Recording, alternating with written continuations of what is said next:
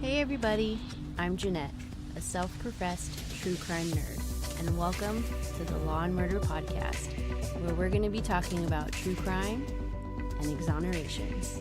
You ready? Let's get started.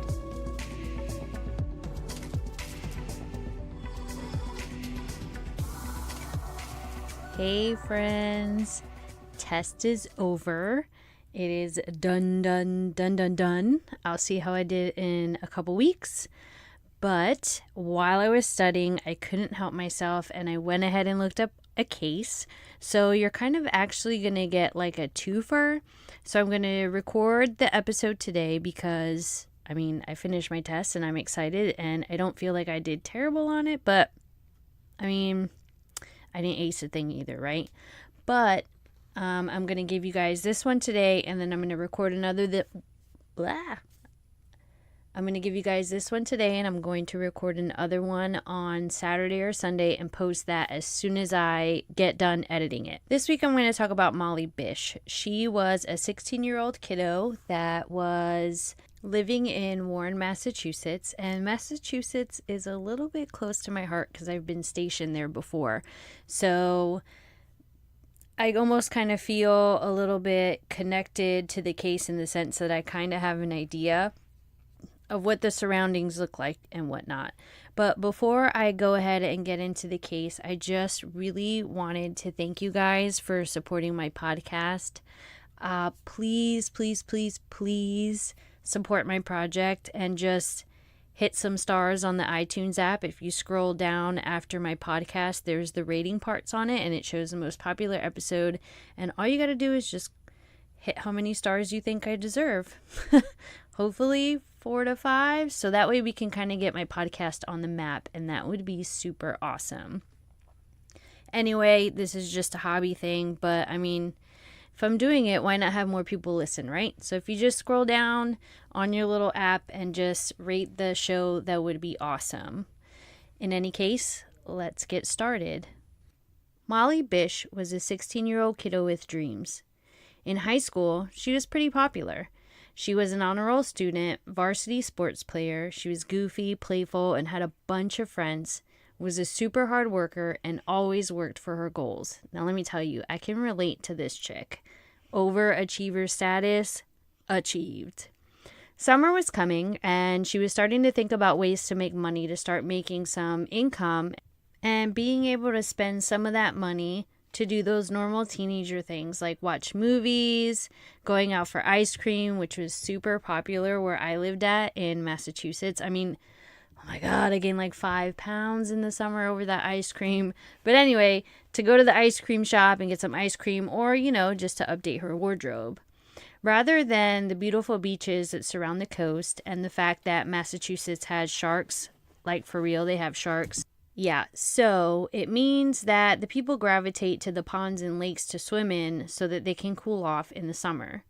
Molly thought that being a lifeguard was absolutely the best next thing. She could have the water and the sun and a tan and make money, and she could help people if they needed help. So she gave up all her time with her friends so that she could take her lifeguard training and pass her class. She'd gotten a job as a lifeguard at the Commons Pond Lake in the town that she lived in. Just to give you a quick description of the pond, because it's going to be relevant later on in the story. So there was a road that led to the pond, and the parking lot was a little bit before the pond. So from the main road, all you could really see was the parking lot. And you have to go over this bridge to get to this beach area of the pond. Like all the ponds and the lakes there, they had like sand and stuff, so you can kind of mimic being at the beach.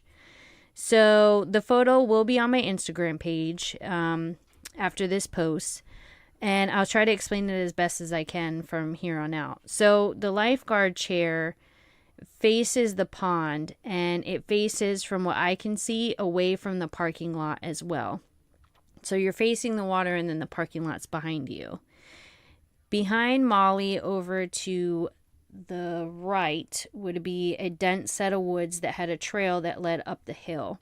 And over that hill was a cemetery with a road that went to the cemetery as well. At the end of the day, what's most important is that Molly was facing the water and had no eyes on what was going on behind or beside her. She was really excited about the job, but she couldn't drive yet, so her mom took her to and from the lifeguarding job. And she didn't mind because she was getting out there. She had a real job that she enjoyed doing and she was making money. The day before she went missing, which was her 7th day on the job, her mom had dropped her off and noticed this white car in the parking lot, which was kind of strange because it was too early really for anybody to be there. And there was this guy who was sitting in the car smoking a cigarette. And Molly's mom and they both locked eyes with each other's, and she got some goosies from him.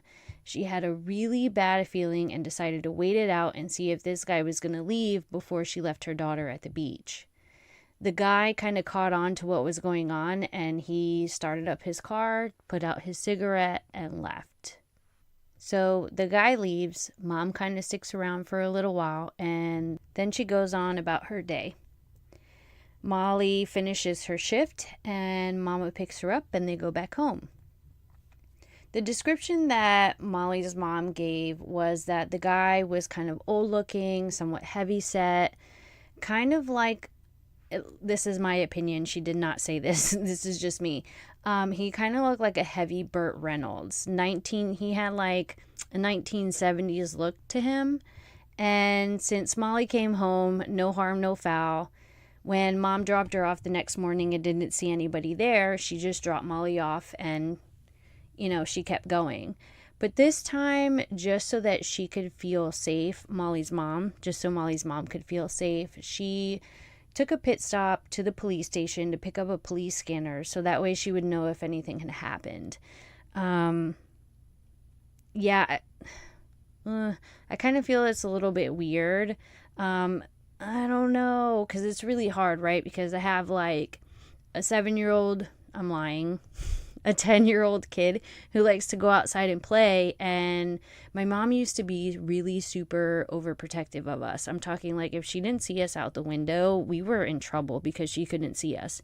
So now that I'm a mom and I'm not as anxious and nervous and worrisome as my mom was, I do kind of understand where she's coming from, because I could literally be in the house cleaning the bathroom or just even away from the window. To be honest with you, I don't have any windows facing out where my son is, so it's kind of like anything could happen. Anything could happen at school, anything could happen at the park, and it's just kind of that, like, I wish I could be around my kids all the time, but that's just not really how it is. You know what I mean? So, like, the fact that she went and got this police scanner was probably what I would do. I mean, you can't tell the kid that, you want her to quit her job because you saw some crazy person in a white car, like, hanging out a little bit longer.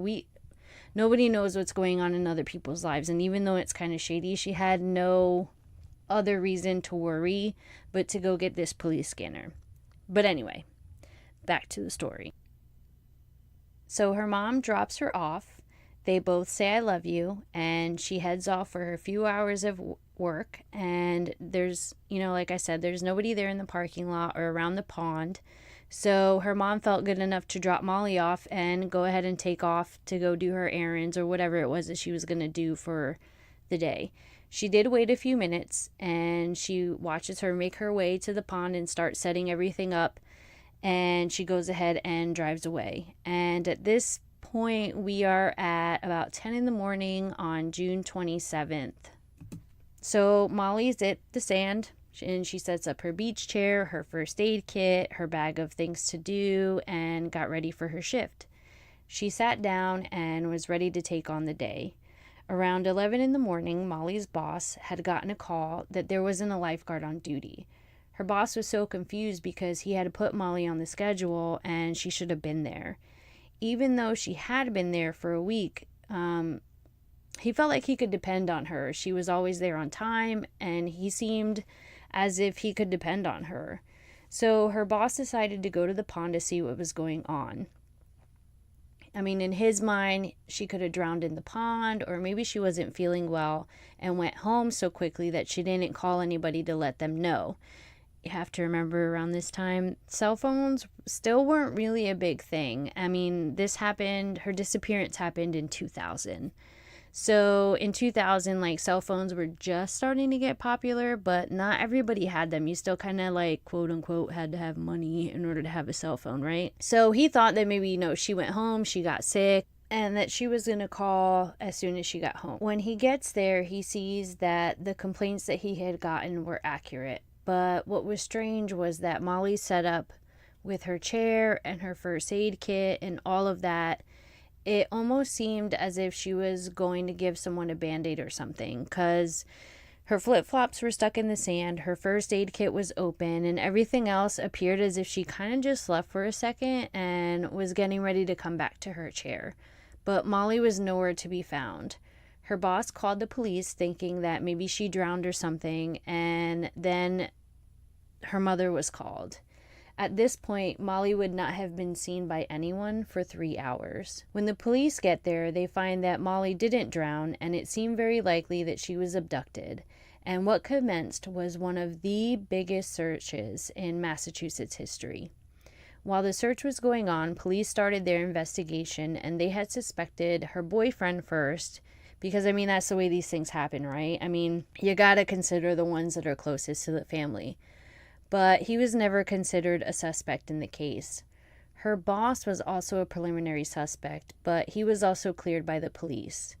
While interviewing people in the town, they found that a few people had seen a white car with the same description of the man that her mom gave to the police by the car wash that was up the street from the pond. And some other people saw the car at the end of the road, which, I guess from the road you could see the car parked at the cemetery, even though you kind of had to go, like, in a little bit to get to the pond. So you could clearly see the cemetery, but you couldn't really see the pond, if that makes any sense. So the police did bring cadaver dogs, but the scent that Molly left behind stopped at the cemetery up the hill. Her father did have a theory on the crime, even though they just think that she got abducted. So her dad's theory was that somebody came up behind Molly and grabbed her attention by asking for a Band-Aid or something that was inside her first aid kit so that she could get it open and have her attention on the first aid kit. He thought that as she bent down looking for whatever it is that she was asked for, we're going to presume it's a Band-Aid, the abductor took it as an opportunity to grab her from her chair, lead her up the hill and into his car, and that's where she vanished, and that's how her scent disappeared. I can tell you that this seems like the most likely thing to have happened based off of what the police and the crime scene evidence kind of leaves behind.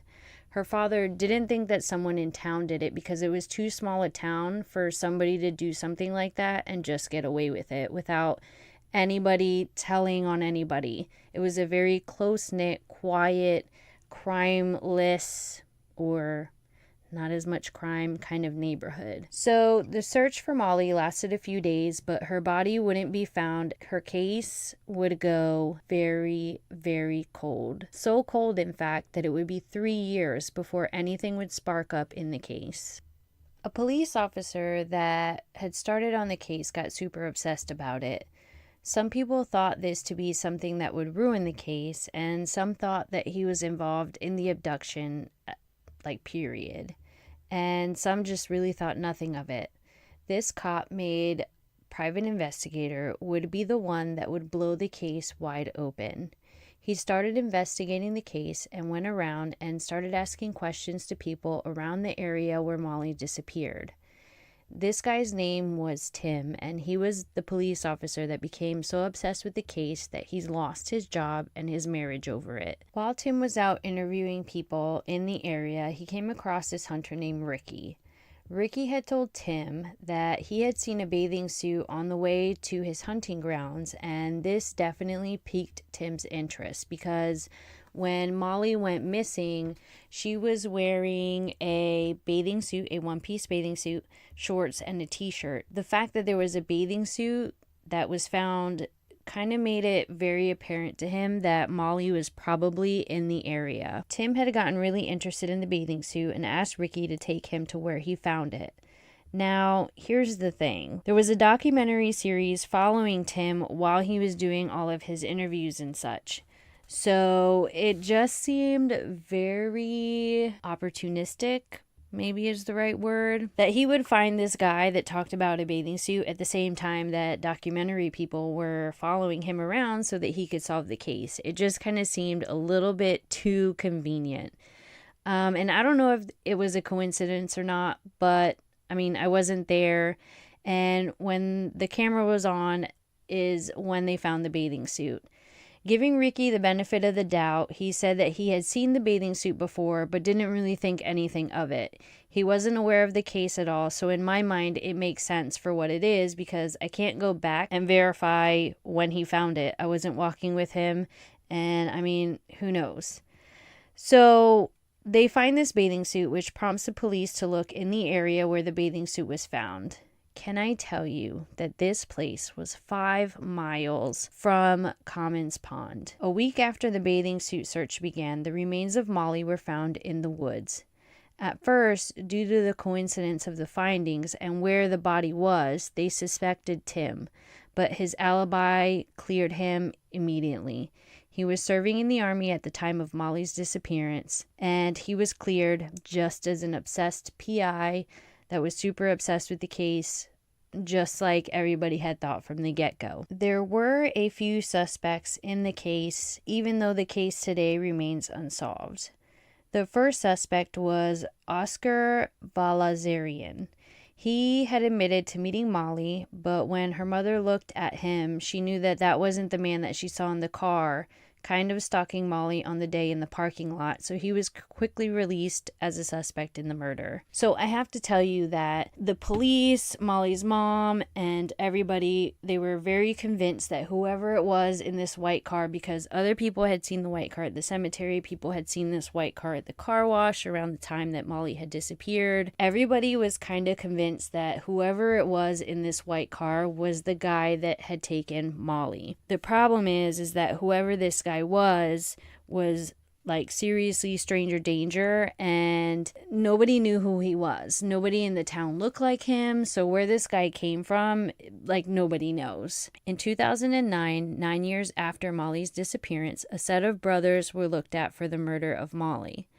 Rodney Stanger was the main suspect, though. Rodney was born in Warren, Massachusetts, which is where Molly was from. And he had lived in the same town that Molly was getting her lifeguard license from, which was kind of a town over. And the theory is that she could have met him while grabbing coffee at a local coffee shop on her way to meet up with her dad when her lifeguard classes had ended early. Her dad used to take her to her lifeguard classes, and then he would pick her up, but sometimes she'd get off early, so she'd walk the couple of blocks to her dad's job so that she could just catch a ride with him so she didn't have to stick around where the YMCA was, where she was learning her school. So this information was found by investigators because of a tip that his deceased girlfriend's family called. You see, Rodney killed his girlfriend shortly after he arrived in Florida after moving from Massachusetts, which very conveniently happened right after Molly went missing. His girlfriend's family had gone down to Florida to get his ex-girlfriend's belongings, and they had found Rodney's wallet.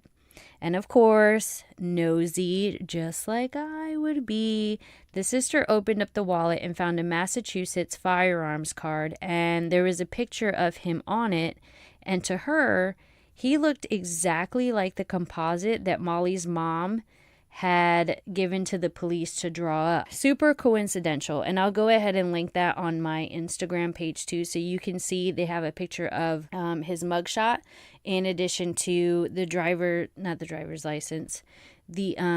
firearms card. So his ex-girlfriend's sister calls the cops, lets them know what she's found. Molly's family's private investigators started linking his whereabouts and found the connection to him being so close to Warren, Massachusetts.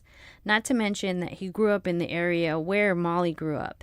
And he's seriously a curious suspect. The police went to go see him in Florida, and showed him a picture of Molly, and it is said that he couldn't even look at the picture. He turned it around and gave it back and wanted nothing to do with it. To this date, Rodney is still serving time in jail and has never been convicted of the murder of Molly. The second suspect, well, the only other suspect in the case, is a guy named Gerald Battistoni. He was probably the biggest suspect in the case, and if you think that the first guy looked like the composite sketch, this guy was a dead ringer for the sketch. I mean, it was super crazy. So the family's private investigator was kind of digging in on people, and he came across this convicted child rapist that liked blonde girls, and Molly was blonde, and he was convicted of raping his stepdaughter. There isn't really too much on how the connection was made between the two of them, but the sketch is very similar. He was a convicted child rapist, and what's very peculiar in this case is that after he was named a suspect in the murder of Molly, he committed suicide. It could all be a coincidence, but he never admitted to killing her, but there was a serious correlation there. The family had asked the courts to go ahead and pull his DNA to see if his DNA would match anything involving Molly's murder. So they did pull the DNA, but as of today, nothing was ever said about his DNA matching anything that belonged to Molly, whether it be the bathing suit or whatever it is that the police had that I couldn't find online. Molly's murder does still remain unsolved. The two suspects that police have can't and won't talk. If you have any details on the case, please get in touch with the local police department in Warren, Massachusetts to submit a tip. That is all I have for you today. This case is like really super sad. I feel like every case I'm starting to get some kind of a lesson out of it at the end of, researching it and doing all the things. And I don't know, as connected as we are, I mean, maybe there's something more we could do. Maybe we could hang out with our kids more. I don't know. But all I do know is that if you see some creeper hanging around your kid, then get your booty outside and watch your kid while he plays. You can't keep him in the house. You can't guard him forever. Being a helicopter parent isn't always like the best thing for kids because they end up rebelling. But follow your instincts. And if you realize that something's wrong and you get the goosies over it, do something about it. Take those extra precautions. Watch out for the creeper. Start making rounds. I don't really know what the answer is. Honestly, I don't. I'm not an expert. I'm just telling you what I would do. And if I got the goosies, forget it, man. I'm out there with my kid. I'm watching them. I'm doing whatever. I will put a podcast in my ear to have something to do while I watch my kid play. I don't mind being like my mama. I don't care. Anyway, so I'm going to leave you guys with this. I will drop another episode this weekend. I hope you enjoyed this little mini episode.